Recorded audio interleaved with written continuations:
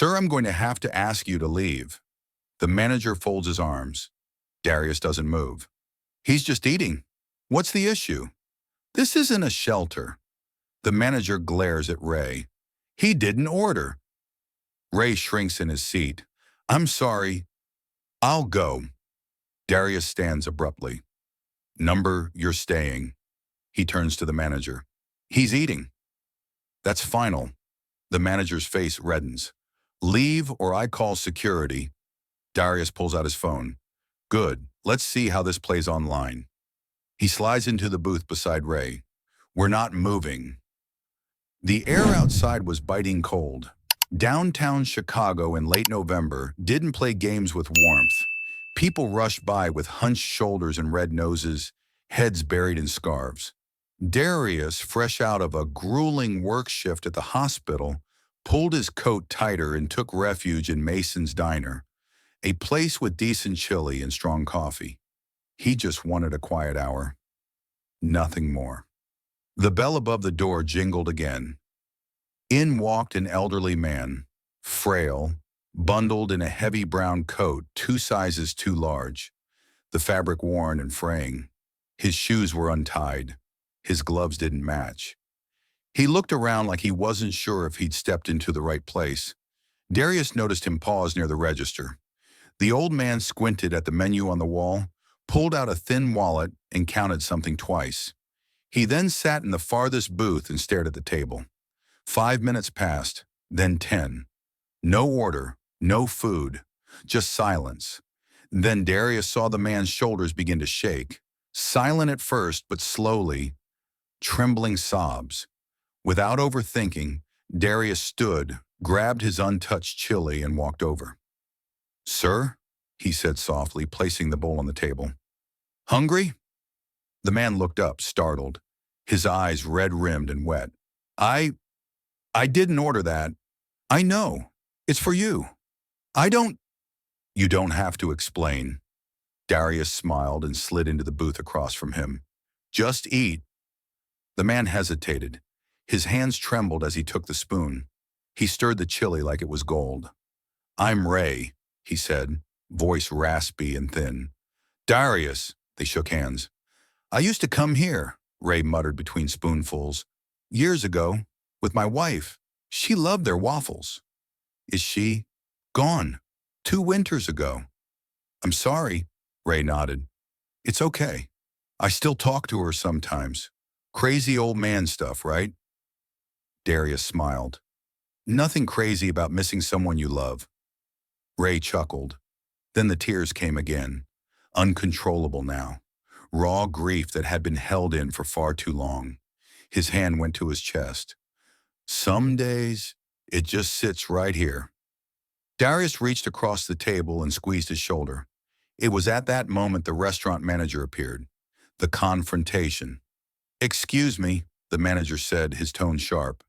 What's going on here? Darius turned his head slightly. We're eating? Talking. He didn't order food. I gave him mine. I'll buy him another meal if it's a problem. That's not how it works. You can't just feed transients and... Excuse me? Darius stood. Ray shrank into the booth. I said, the manager continued, he can't stay. He's disturbing customers. By crying? By loitering. This is a business.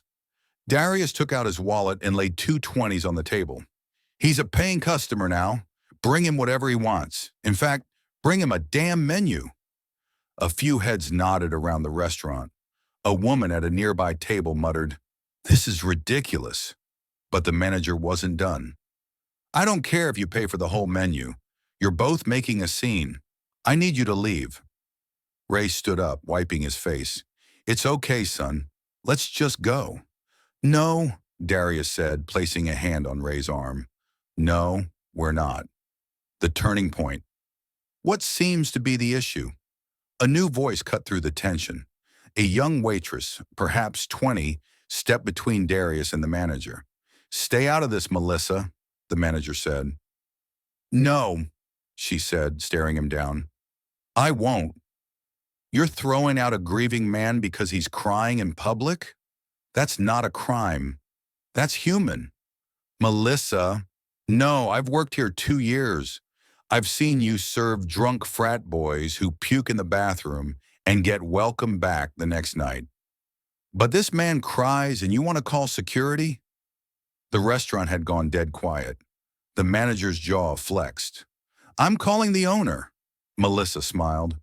Do that. His daughter's the one crying in the corner booth right now. She just texted him. The manager turned white.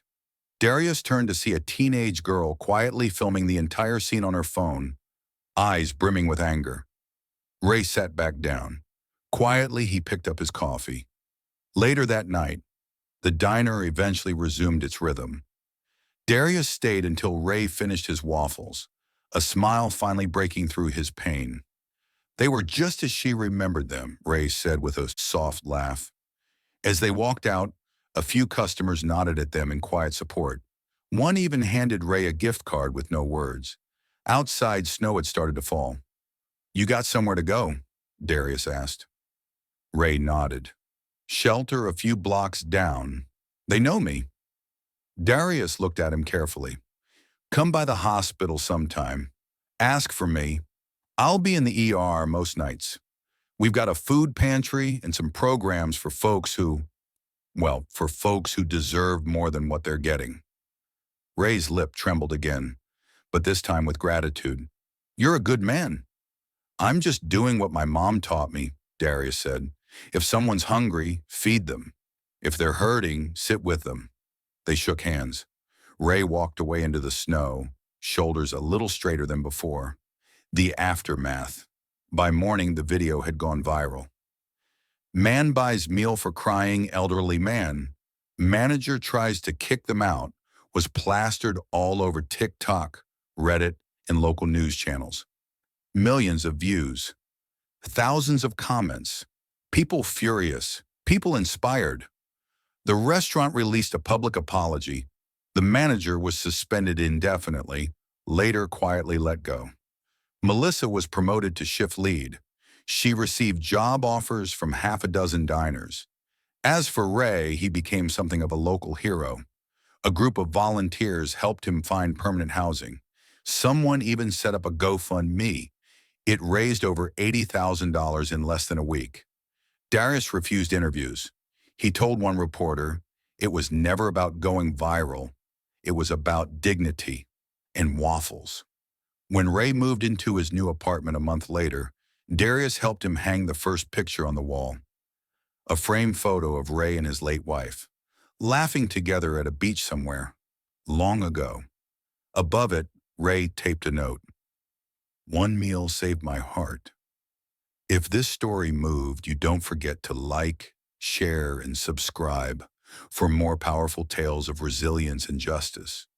Your support allows us to keep delivering valuable insights and stories that inform and inspire people everywhere. Thank you for watching Strangers Who Care, and see you in the next one.